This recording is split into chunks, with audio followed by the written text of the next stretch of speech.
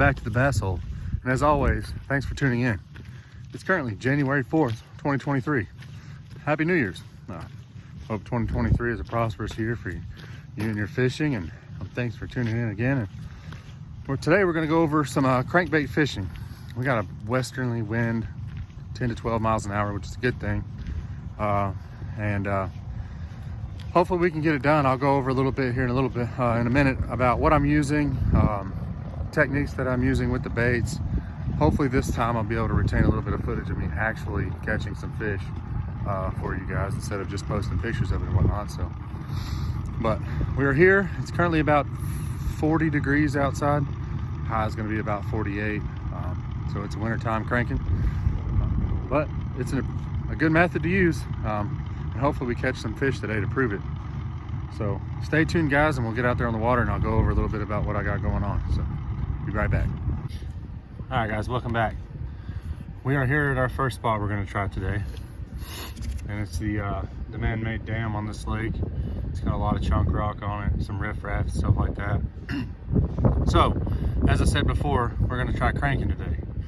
Well, first thing I noticed out on the water today was that there's a little bit of dinginess to the water because we have received a lot of rain lately. So, but I want to stick to as natural of a color as I can during the wintertime. You really want to imitate the shad. And so I went with this. It's a flat-sided 8-foot diving crankbait. It's a Rapala. It's a key component, especially for the flat-sided baits during the wintertime, because these fish tend to like a less action, a tighter action in the bait during the wintertime. So that's why we went with the flat-sided with a little bit of yellow in it to kind of set it off in this dingy water, imitating like a perch or something like that swimming. So that's what our first method we're going to try today is. We're going to try to catch a few fish cranking for you guys and stuff. So with that being said, let's just get straight to the fishing. Also, as I said before we get real quick, we have a westerly wind today. And I'm going to say this, and take it lightly for all you avid fishermen out there, but when it comes to crankbait fishing, wind is your friend. I'm going to say that again. Wind is your friend. Now, I'm not saying you can't go out and crank and catch fish on calm, glassy days, but it tends to help the bite with a crankbait if you go out on a windy day, especially the wind-blown banks and bluffs. Now, also, before I get too further, I got a 7-foot medium action rod that I use for cranking, and the gear ratio to this reel is a 6 to 4 to 1. I typically like it's about a 6 to 8 to 1, maybe a 7 when I'm crankbait fishing. So anyway, we'll get to it. So here we go.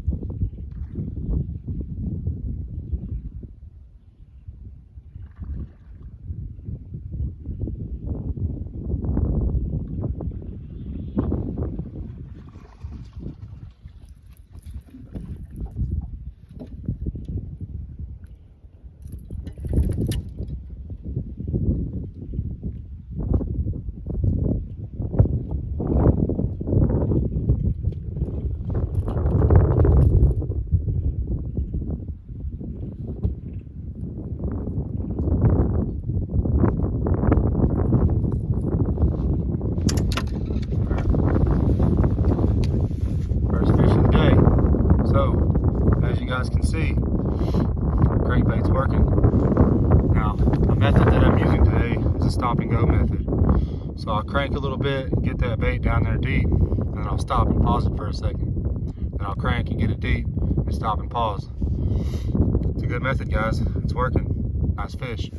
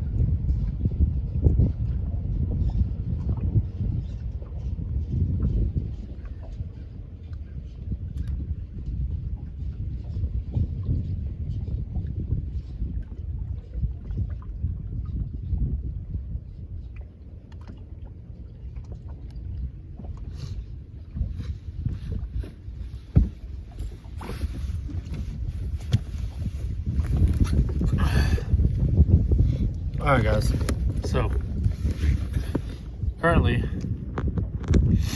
we are drifting down the bank to another spot I like to fish. I'm just gonna let us drift for a minute while I talk to you guys about some stuff. One of the things I want to talk to you about as far as somebody who goes out and doesn't have necessarily the means of being able to afford graphs or high-tech equipment that can see fish and stuff, is it's no secret that fish or bass species love structure, and everybody knows that part of being structure on these private lakes, or not necessarily a private lake, but a highly like a populated lake with residential lake is what I'm trying to say.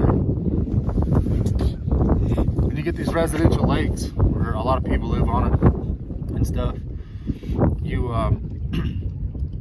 tend to fish docks and structure and rocks and stuff, and trees that are layovers and stuff like that. So, but one thing I want to touch on, guys, that has been a key success for me, or key to success for me in the past, is instead of focusing on so much of docks, you can fish the docks, but with these residential lakes, a lot of times these people that live out here tend to sink tree tops, generally about 15 yards off the dock, or well, people like to crappie or brim fish or just catch some perch or something like that. So let that be something that can help you guys in the future, is make sure that you're throwing your bait 15 yards or so off of these docks, because people have a tendency to sink structures and stuff like that, and it holds fish. It's helped me in the past, and it's caught me a few fish. It's caught me some really good fish, and I just wanted to share that with you guys. Don't be scared to fish a little bit off the docks, because you never know what's there, especially if you don't have graphs or means of finding fish through electronics or something like that. So keep that in mind, guys. Appreciate you.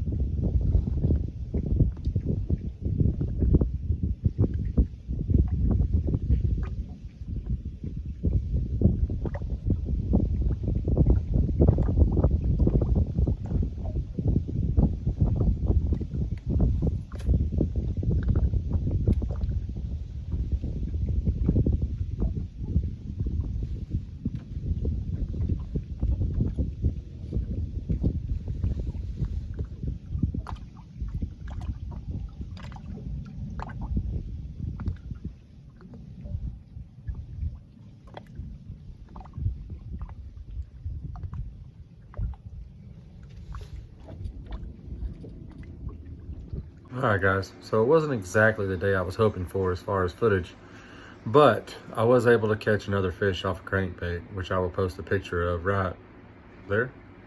And all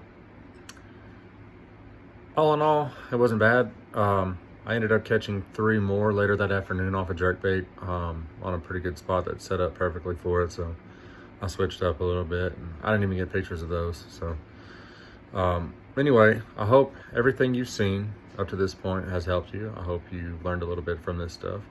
And if there's something I missed, feel free to comment, and I will try to touch bases with you.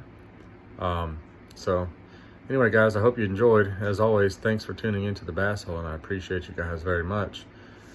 Don't forget to like, share, and subscribe, and shoot on over to our Facebook page. Peace.